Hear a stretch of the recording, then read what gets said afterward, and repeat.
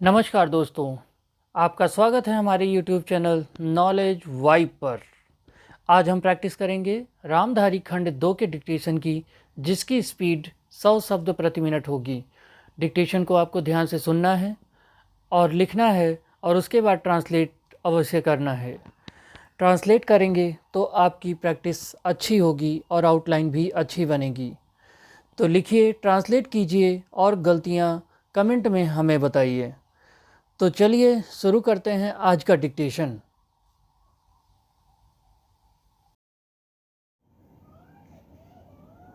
Ready, start.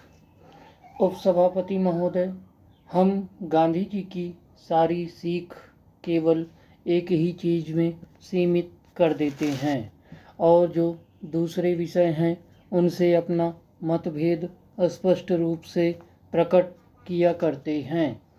उनके जीवन काल में उनका जीवन किस प्रकार का था उस पर और हमारा ध्यान नहीं जाता। इसलिए मैं तो यही चाहता हूँ कि जो मौलिक चीज़ें हैं उनको यदि हम ठीक रूप से समझ जाएंगे तो हमारे लिए उन समस्याओं को हल करने का मार्ग भी शायद ठीक रूप से निकल सके।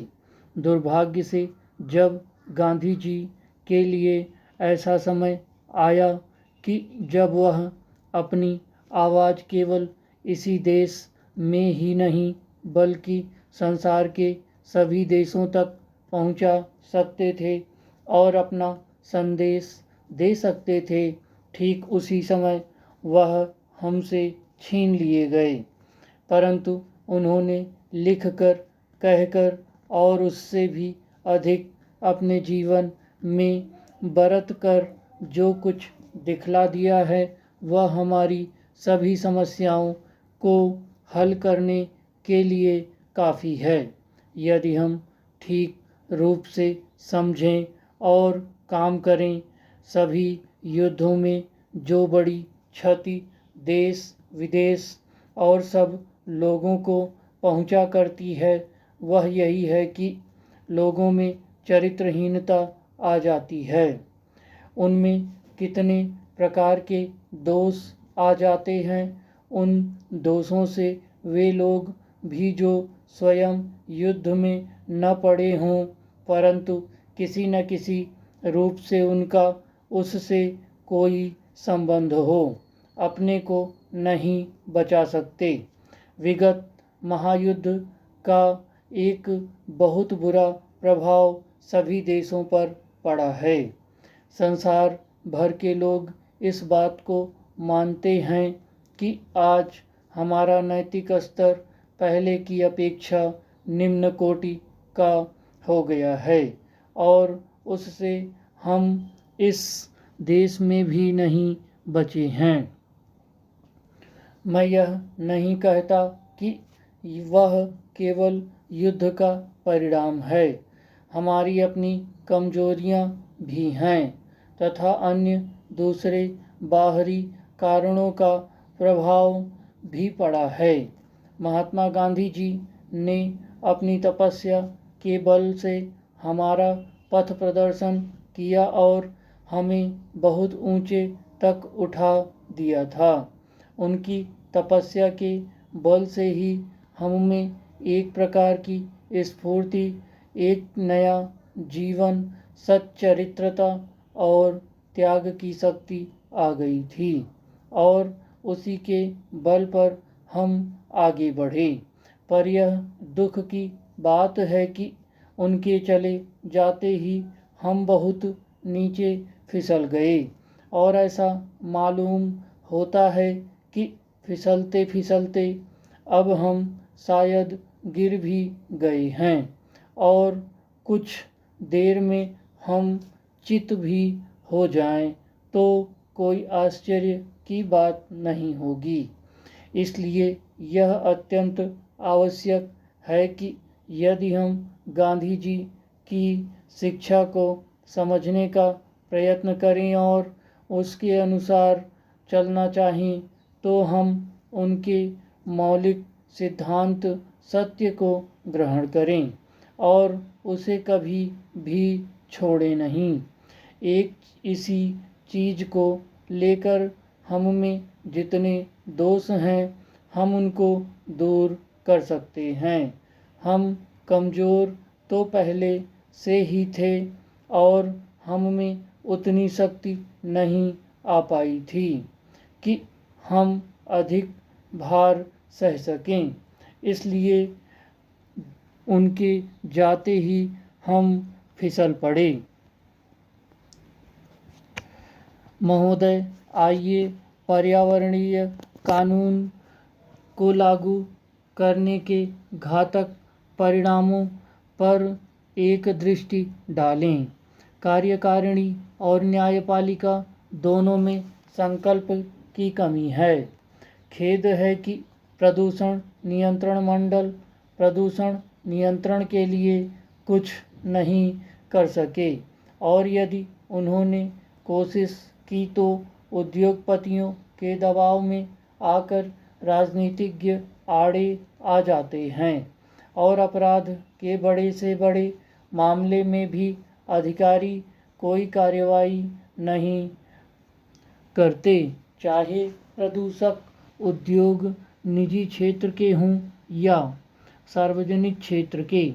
मेहता वाले मुकदमे में उच्चतम न्यायालय द्वारा पर्यावरण सुरक्षा संबंधी कानूनों को लागू करने के लिए न्यायालयों की सहायता के लिए पर्यावरणीय न्यायालयों की स्थापना का सुझाव दिया गया था। न्यायमूर्ति भगवती के अनुसार पर्यावरण प्रदूषण, पारिस्थितिक क्षति और प्राकृतिक संसाधनों से संबंधित झगड़ों के मुकदमे दिन पर दिन बढ़ते जा रहे हैं और इन मामलों में वैज्ञानिक तथा तकनीकी आंकड़ों का मूल्यांकन आवश्यक होता है। इसलिए क्षेत्रीय आधार पर पर्यावरण न्यायालयों की स्थापना की जानी चाहिए, जिनमें एक न्यायाधीश के अतिरिक्त मामले की प्रकृति और अपेक्षित विशेषज्ञता को देखते हुए पारिस्थितिकी विज्ञान विषय के 2 विशेषज्ञ हों।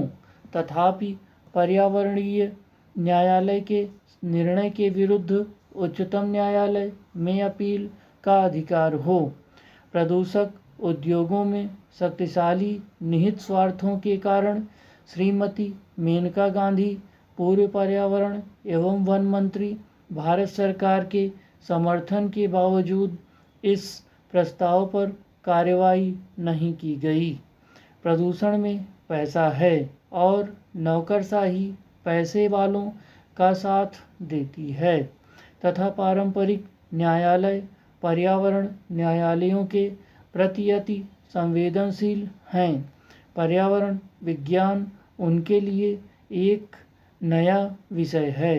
न्यायालयों के इस विषय से अनभिज्ञ होने से हानि होती है। नकारात्मक दृष्टिकोण के कारण न्यायाधीश ऐसे मामलों में यथास्थिति बनाए रखने, स्थगन आदेश देने या मुकदमा खारिज करने जैसा आसान तरीका अपनाते हैं। उच्चतर और उच्चतम न्यायालय के न्यायाधीशों ने इस दिशा में प्रशंसनीय कार्य किया है, किंतु पारंपरिक न्यायालयों के विद्वान वकील प्रदूषण नियंत्रण के संरक्षक नहीं हैं, क्योंकि वे कानूनी प्रक्रिया संबंधी जोड़ तोड़ में लगे रहते हैं और उन्हें क बनाम ख के पारंपरिक मुकदमों से ही फुर्सत नहीं मिलती और न ही उनमें पर्यावरणीय मामलों को निपटाने की विशेष योग्यता होती है। सामाजिक कार्यकर्ताओं द्वारा दायर किए गए सामाजिक न्याय संबंधी मुकदमों की सुनवाई के लिए उनके पास समय कहाँ है। इसका असर सारे समाज पर पड़ता है, जिसमें न्यायाधीश भी शामिल हैं। अन्य लोगों की तरह उन्हें भी दूषित वायु में सांस लेना पड़ता है, प्रदूषित पानी पीना पड़ता है, वनों को काटा और रेगिस्तान का वे भी रोना रोते हैं और प्रचुर मात्रा में उपलब्ध अनेक नैसर्गिक लाभों से वंचित रहना पड़ता है।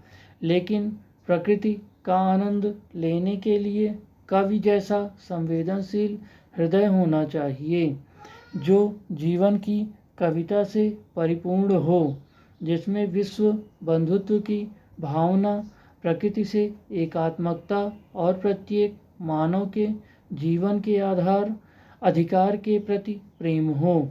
कभी कभी न्याय करने वाले को न्याय और उसके विविध आयामों की जानकारी नहीं होती। स्टॉप।